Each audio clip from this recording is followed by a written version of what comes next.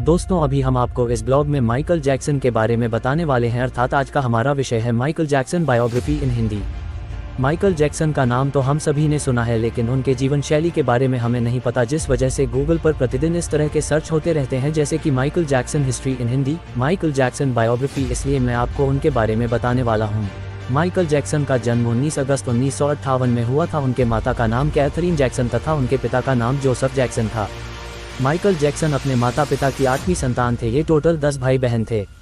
इनके पिता steel mill में वर्कर के रूप में काम किया करते थे।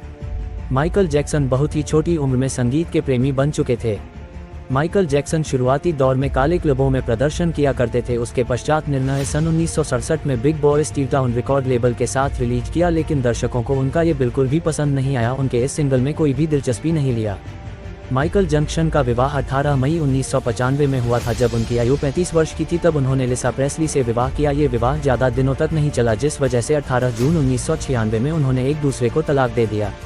उसके कुछ दिनों पश्चात ही उन्होंने डेवी रो के साथ विवाह किया और उनको 2 बच्चे प्राप्त हुए, जिनका नाम उन्होंने प्रिंस माइकल जैक्सन जूनियर तथा पेरिस माइकल कैथरीन का नाम दिया।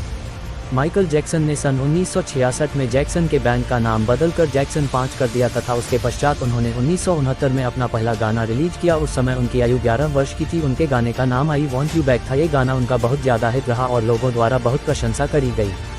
उस गाने के हिट होने के पश्चात उन्होंने सन 1970 में द लव यू सेव और इट विल बी देयर नाम के गाने रिलीज किए और यह गानों ने उनके करियर को पूरी तरह से बदल कर रख दिया। ये गाने मार्केट में बहुत ज़्यादा प्रचलित हुए और लोगों द्वारा पसंद किए गए। इसके पश्चात माइकल जैक्सन ने कभी भी अपने करियर में पीछे मुड़कर नहीं देखा।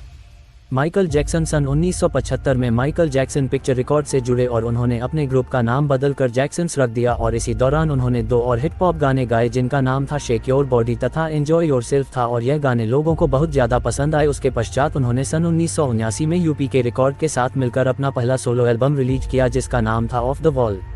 इस एल्बम में rock with you, don't stop till you get enough जैसे सुपरहिट पॉप गाने थे। इस एल्बम की कॉपी मार्केट में बहुत ज़्यादा बिकी। करीब 7 मिलियन लोगों ने इनके कॉपी को खरीदा और इसके पश्चात उन्होंने 3 साल बाद पुनः 1982 में अपना दूसरा सोलो एल्बम रिलीज किया, जिसका नाम था थ्रिलर। इस एल्बम में उन्होंने beat it Billie Jean superhit गाने गाए थे, जिस वजह से वह एक पॉपुलर सुपरस्टार बन चुके थे और इनके गाने कई सालों तक लोगों द्वारा सुनने की और ये थ्रिलर एल्बम सबसे ज़्यादा बिकने वाले एल्बम में से एक है। माइकल जैक्सन को सन 1984 में थ्रिलर एल्बम के लिए 8 ग्रैमी अवार्ड से सम्मानित किया गया। सन 1987 में माइकल जैक्सन को किंग ऑफ पॉप की उपाधि से नवाजा गया।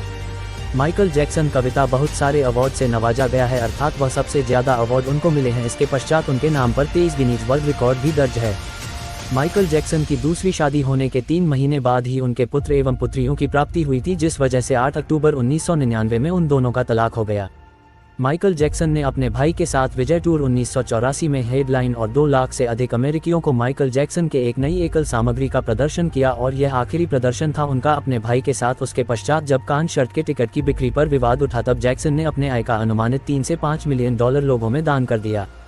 माइकल जैक्सन कई सारे रिकॉर्ड को तोड़ दिया तथा उनके नाम पर एक ऐसा भी रिकॉर्ड दर्ज है कि वह दुनिया के सबसे अच्छे डांसरों में से एक है। माइकल जैक्सन कई सारे लोगों को प्रोत्साहित करते हैं। कुछ लोग उनके जैसा बनने की इच्छा रखते हैं। माइकल जैक्सन के शव को देखने के लिए लाखों में भीड़ इकट्ठा हुआ करती थी। माइकल जैक्सन सबसे महंगे कलाकारों में आते हैं।